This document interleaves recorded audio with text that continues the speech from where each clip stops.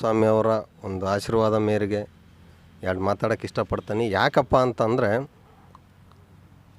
ಇಡೀ ದೇಶಕ್ಕೆ ಅನ್ನ ನೀಡುವಂಥ ನಮ್ಮ ರೈತರು ಅಂದರೆ ಗಂಡು ಮಕ್ಕಳಾಗಿರ್ಬೋದು, ಹೆಣ್ಮಕ್ಳಾಗಿರ್ಬೋದು, ಇವತ್ತಿನ ಪರಿಸ್ಥಿತಿ ಯಾವ ಲೆಕ್ಕಕ್ಕೆ ಹೋಗ್ಯತಪ್ಪ ಅಂತಂದರೆ, ದೇವ್ರ ಬೆಳಕೆರೆ ಪಿಕಪ್ ಡ್ಯಾಮಿನಿಂದ ಕೋಡಿಹಳ್ಳಿ, ಗುತ್ತೂರು, ಅಮರಾವತಿ ಬರ್ತಕ್ಕಂಥ ಅಷ್ಟು ಹಳ್ಳಿಗಳಿಗೆ ಗಂಗನರ್ಸಿ ನೀರು ಹೋಗ್ತಾಯಿತ್ತು. ಎಲ್ಲಿಂದ ಬೆಳಕೆರೆಯಿಂದ ಹೋಗ್ತಾಯಿತ್ತು. ಚಾನಲ್ ಕೂಡ ಆಗೈತಿ, ಎಲ್ಲದಾಗೈತಿ.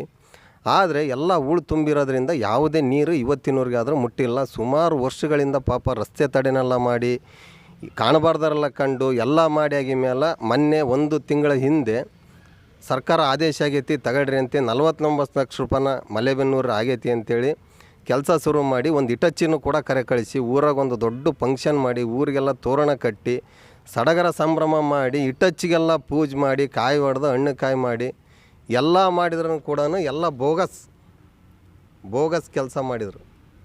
ಆದರೆ ಎಲ್ಲಿ ತನಕ ಅಂತ ನಮ್ಮ ರೈತರು ಸುಧಾರಿಸ್ಬೇಕಂತೇಳಿ ಏನಾರ ಈ ರಾಜಕೀಯದವರಿಗೆ ನಿಮ್ಮ ಹೊಲ ಮತ್ತು ಮನೆ ಆಸ್ತಿಗಳನ್ನು ಬರೆದು ಕೊಡ್ರಿ ಅಂತ ಏನಾದ್ರೂ ಕೇಳ್ತದಾರ ನಮ್ಮ ರೈತರು?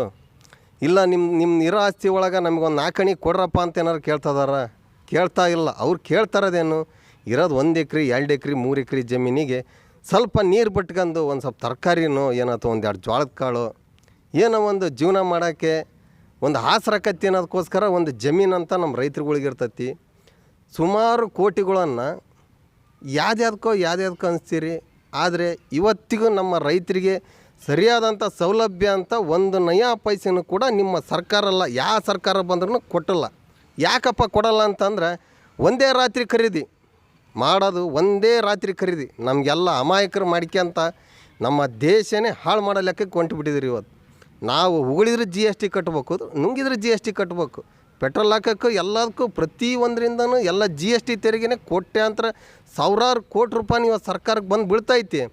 ಆದರೆ ರೈತರಿಗೆ ಒಂದು ಸರಿಯಾದ ರೀತಿಯಲ್ಲಿ ಅವ್ರಿಗೆ ಗೊಬ್ಬರದ್ದಾಗಿರ್ಬೋದು, ಬೀಜದ್ದಾಗಿರ್ಬೋದು, ಒಂದು ನೀರು ಬಿಡೋದಾಗಿರ್ಬೋದು ಏನು ಕೂಡ ಮಾಡಲ್ಲ. ಯಾಕೆ ಮಾಡಲ್ಲ ಅಂತಂದ್ರೆ, ಅವ್ರದ್ದೇನು ಲೆಕ್ಕ, ಆ ಒಂದು ಲೆಕ್ಕನ ನಿಮ್ಮ ಮನೆಗೆ ಸಾಕನ ಮಟ್ಟ ಹೊಡ್ಕೊಂಡು ಹಾಕ್ಯಂತೀರಿ.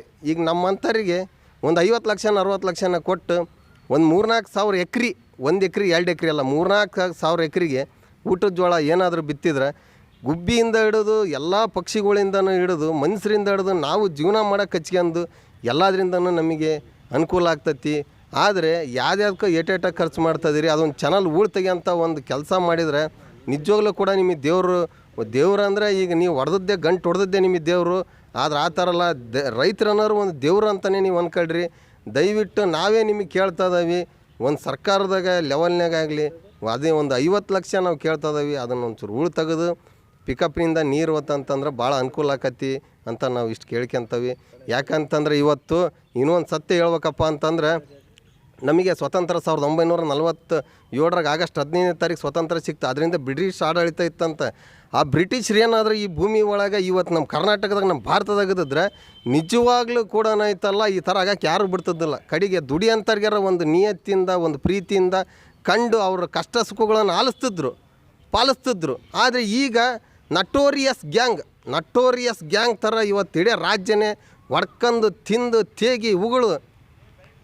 ಆದರೆ ರೈತರಿಗೆ ಅಂತ ಇದೇ ಒಂದು ಅಂತಲ್ಲ, ಎಲ್ಲವೂ ಕೂಡ ಬರೀ ಮೋಸ.